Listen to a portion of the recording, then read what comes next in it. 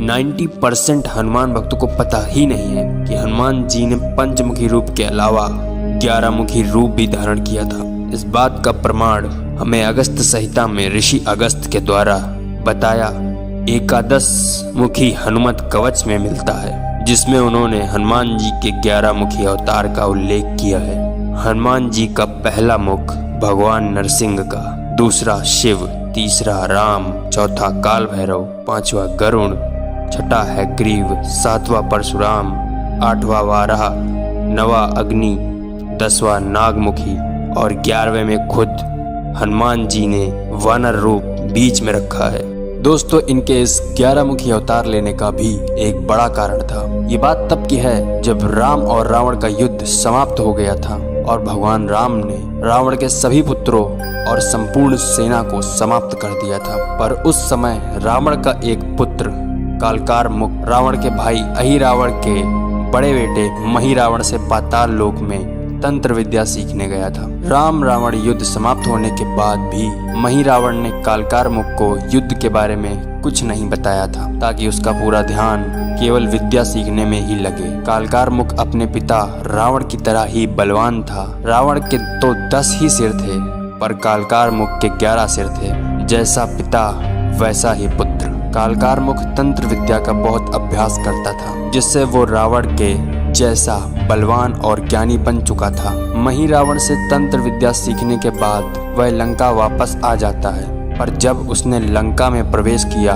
तो उसे कुछ अजीब लगा। सारी लंका में जो भी राक्षस पहले हर समय मांस तथा शराब के नशे में धुत बने रहते थे, वो आज शांत और डरे हुए से लग रहे थे। पूरी लंका में एक अजीब सा सन्नाटा छाया हुआ था, मानो कि किसी ने लंका को राक्षसों से खाली कर दिया हो। कालकार मुख तेजी से अपने कदम माँ मंदोदरी के भवन की ओर मोड़ता है, पर जब वो मंदोदरी से मिला तो मंदोदरी पागल सी हो गई थी। तब वह राजमहल गया, जहाँ उसने राजा की गद्दी पर विभीषण जी को बैठे देखा। तब उसने विभीषण जी से लंका की ऐसी हालत का कारण पूछा, जिसके बाद विभीषण ने पूरी घटना का वर्णन किया कि किस प्रकार देवताओं ने राम जी की सहायता की, युद्ध के लिए रथ दिया, जिससे रावण मारा गया और राम ये राज्य मुझे देकर चले गए। जब कालकार मुख ने ये बात सुनी तो उसे देवताओं पर बहुत गुस्सा आया और तब उसने एक प्रतिज्ञा ले ली कि वो अब देवताओं को हराकर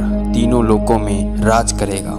तब उसने विचार किया कि जितनी तंत्र विद्या उसने सीखी है उससे केवल कुछ ही देवताओं को हराया जा सकता है, पर उसे कुछ इससे भी बड़ी चीज चाहिए ताकि वो सभी देवताओं को हरा सके। कई दिनों तक कालकार मुख लंका में इसी विचार के बारे में सोचता रहा कि कैसे मैं अकेले ही सभी देवताओं को हरा सकता हूँ। तभी एक दिन उसने राक्षसों के गुरु शुक्राचार्य के बारे में विचार किया कि गुरु शुक्राचार्य ही अब इस प्रश्न का उत्तर दे सकते हैं कि मैं अकेले ही तीनों लोकों को कैसे जीतूं।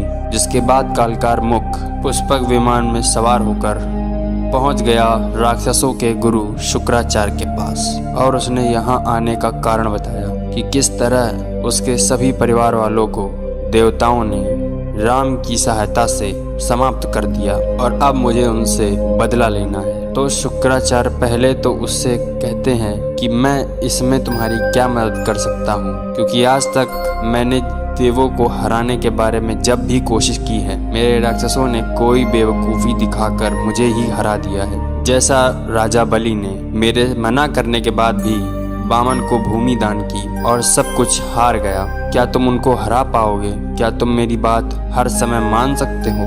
अगर हाँ, तो मैं तुम्हें एक ऐसी साधना दूंगा जिससे तुम देवताओं को हरा दोगे। तब कालकार मुख शुक्राचार्य की बात को मान जाता है और उसने उनकी सभी बातों को मानने का वचन दे दिया। तब शुक्राचार्य ने कालकार मुख से उसकी विद्या की परीक्षा ली और कालकार मुख के विद्या को देख शुक्राचार्य खुश हो गए और तब शुक्राचार्य ने कालकार मुख को ब्रह्मा जी की एक उग्र साधना दी, जिसमें उसे बताया गया कि पहले तुम स्नान करके पुसा यानी डाब जो खेतों के किनारे होती है, जिसके छूने से वो हाथ को भी चीर देती है, उसकी लंगोटी पहनकर और दाहिने पैर के आगे हिस्से के बल पर खड़े होकर तपस्या करनी है, जिसमें पहले 4 महीने घास खाकर और फिर अगले 4 महीने जल पीकर, फिर अगले 4 महीने केवल हवा के बल पर तपस्या करनी है, फिर हवा भी बंद करके तपस्या करनी होगी। तब ब्रह्मदेव तुम्हें वरदान देने आएंगे। तब तुम उनसे वरदान मांग लेना कि मुझे अमर कर दो। अगर वो अमर ना करें तो तुम कुछ ऐसा मांगना कि तुम्हारी मृत्यु तुम्हारे जैसा ही 11 मुख वाला और तुम्हारे ही जन्मदिन में 11 मुख रखने वाला ही कर सके। शुक्राचार्य के बताए हुए सभी नियमों को मानकर कालकार मुख तपस्या करने लगा, पर जब उसकी तपस्या आखिरी चरण में पहुंची तब उसकी तपस्या से तीनों लोक में रहने वाले ऋषि, महर्षि, देवी देवता भयभीत हो गए और सभी ब्रह्मदेव के पास पहुंचे और ब्रह्मा जी से प्रार्थना की कि कालकार मुख की तपस्या का तपोबल इतना अधिक हो गया है कि अगर आपने उसे उसका मनचाहा वरदान नहीं दिया तो वह तीनों लोकों में आग की तरफ फैलकर सब कुछ जलाकर राख कर देगा। तब ब्रह्मा जी उसे वरदान देने उसके पास पहुंचे और तब कालकार मुख ने उनसे अमरता का वरदान मांगा, पर ब्रह्मा जी ने उसे इसके बदले में कुछ और मांगने को कहा। तब कालकार मुख ने शुक्राचार्य का बताया वरदान मांगा कि उसे उसी के जैसा 11 मुख वाला ही मार सके, और वरदान पाने के बाद वह शुक्राचार्य को धन्यवाद देने गया। तब शुक्राचार्य ने बताया कि अब तुम देवताओं को हरा सकते हो।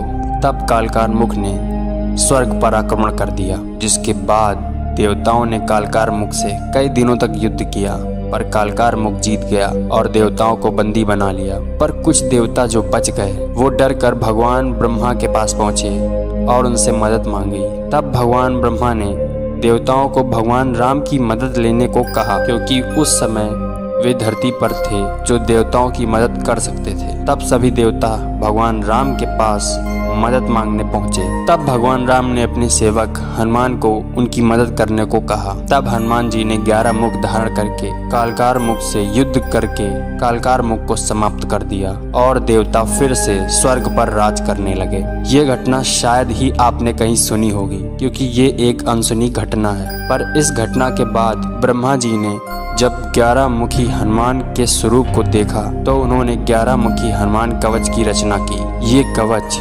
सभी प्रकार की शत्रु बाधा और सभी प्रकार के भोगों को देने वाला सौम्य और शांत कवच है। इसके पाठ करने से साधक पर कोई भी तंत्र क्रिया कार्य नहीं करती। इसे सिद्ध करने के लिए 40,000 पाठ करना पड़ता है। संतों ने कहा है कि जो इस कवच का पाठ पूरे 1 साल कर ले उसे हनुमान जी के साक्षात दर्शन होते हैं। बस उसे ब्रह्मचर्य का पालन करके पाठ करना होगा। वीडियो से जाने के पहले जय श्री राम जरूर बोलें।